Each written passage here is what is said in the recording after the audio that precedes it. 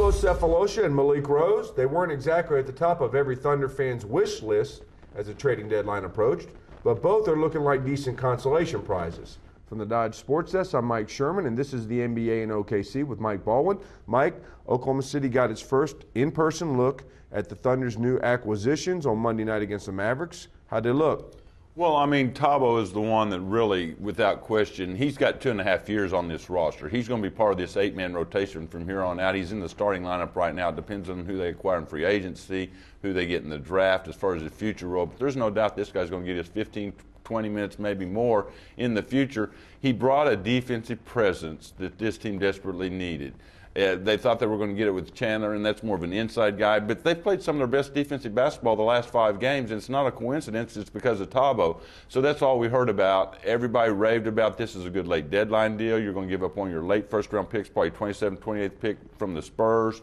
And so it's a good risk. Well, now we find out he's even got a little bit of an offensive game. He's a slasher, he's a decent passer, and he's really worked hard on his jump shot, which I'm sure he's going to work on the next year even more. I think he's going to be one of those keepers without a question. Malik Rose, his contract expires. He's just another veteran now that Joe Smith's gone, that he can provide a voice. And as we're finding out against Dirk Nowitzki and some of the other guys around the league, he can provide a little defense too, an old war veteran that knows how to play the game. Is Thabo become the starting shooting guard of the future? I mean, is that his opportunity now, between now and the end of the season, and he can earn that job? I think there's a chance of that. I mean, let's see who they get. If they get a Harden, or they go out in free agency and get somebody like Turkoglu, or who knows, obviously he probably would not be. But right now he is.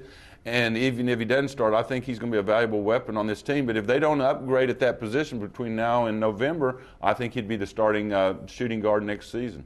Do you think there's any rescinder's remorse on behalf of the Thunder now that Tyson Chandler is going out and playing like his old self the last couple games for the New Orleans Hornets? Well, I don't think there's any doubt, and I think the fans are still disappointed. And as we said on the video where you were in Las Vegas last week, you know, dealing with all the sports editors from around the country, when we talked about this, it's easy for us to say, I would have taken the risk, I would have spent $25 million.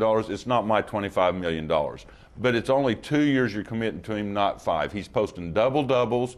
They say the toe's not healthy. Obviously, it's not healthy. For the doctor who performed the surgery, saying there's a risk involved, but the fact he's posting double-doubles, I would have taken the risk. I think a lot of the fans wonder why they didn't take the risk. They decided not to. The one advantage to all that is they did shuffle a few things around, you know, with Joe Smith and Wilcox, and got some other things out of them. But without question, Tyson Chandler would have been a huge get. It would have been a risk. I would have taken it. They decided not to. Okay, now the other big man decision the Thunder faced in the last couple of weeks was Joe Smith. After adamantly saying he didn't want to buy out, after the Thunder saying they didn't want to give him a buyout, lo and behold, Sunday night, the deadline comes and goes, and Joe Smith's no longer a member of the Thunder. What happened? What changed? Well, I think all along he would have wanted to go to a playoff contender, but those guys, he's such a class act, and almost everybody Sam Presti is brought in is that way. It doesn't make you look good as a pro athlete if you say, I want out of here, I'm late in my career, I want to play for a playoff contender. It sounds like you're greedy. I don't like the guys I've been playing with, and Joe Smith did. He liked it here in Oklahoma City, he liked the young kids, despite some of the early season struggles.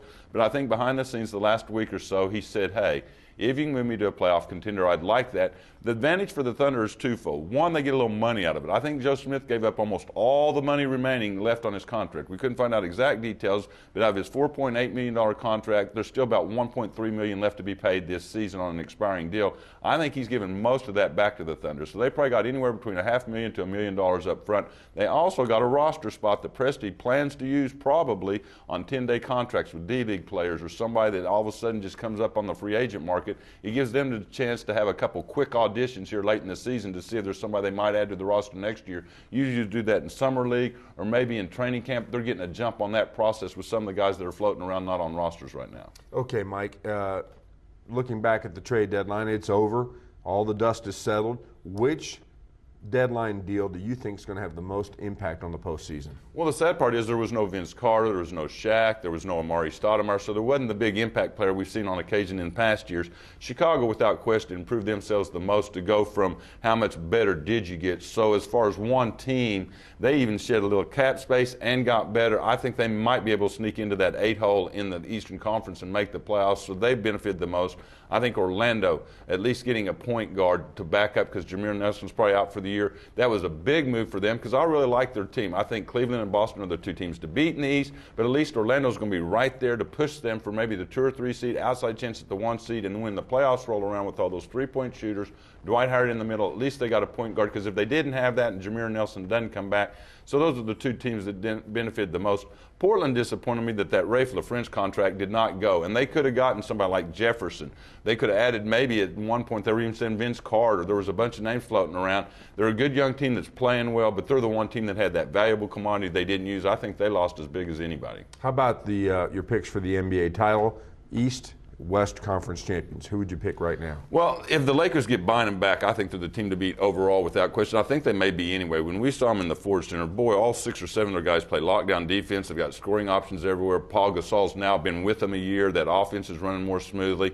I do like the way Utah's rebounding with Boozer back. They're 9-1 like their last 10 games. Obviously, San Antonio's played pretty well. Those are the 2 biggest threats, but I like the Lakers over those 2. I don't think anybody else in the West, even the Hornets, go down the list. Denver, I really don't think any of those guys can push the Lakers. The Spurs and Jazz might, but I like the Lakers there. In the East, I think that's going to be the most fun part of the playoffs. Boston has the pedigree. They've proven it, but they got swept by a couple teams during the regular season. They got swept by the Lakers. They've lost some other key games. They've had stretches where they've lost games. You know, they added a piece in Stephon Marbury. Does that put them over the hump? Does it spoil the waters with bad chemistry? I'm going to pick Cleveland to emerge out of there, but I could see Cleveland or Boston, outside chance Orlando getting in. Finally, Mike, the Wizards are in town on Wednesday night to face the Thunder, and Oklahoma City fans, a lot of them have their mind on lottery odds. What's the latest on the Thunder's lottery forecast? Well, this 2-game winning streak, the best of the season. Them and the Wizards, by the way, are the only 2 teams in the league that have not had a 3-game winning streak. Oddly enough, the Oklahoma City can pass the Wizards in that category with a win over the Wizards Wednesday night, has moved Oklahoma City once again up to the 4th worst record. Just the way they're playing so hard. A lot of these other teams all but mail it in, lose by 15, 20, 25 points every night unless they're playing one another head-to-head. I really think that's probably where the Thunder will end up, 4th or 5th worst record. Their schedule is kind of tough, though, at times. There's some playoff contenders, not near as tough as February when they went 3-9. But if they beat the Wizards Wednesday night, which I think they will, I think they're going to distance themselves to where they won't finish in the bottom 3. They could, but I think a lot of these other teams are only going to win 2, 3, 4 games the rest of the year. They're starting to gain space. There's even an outside chance they could catch a Minnesota, Memphis, and a Golden State and get to the 5th or 6th slot.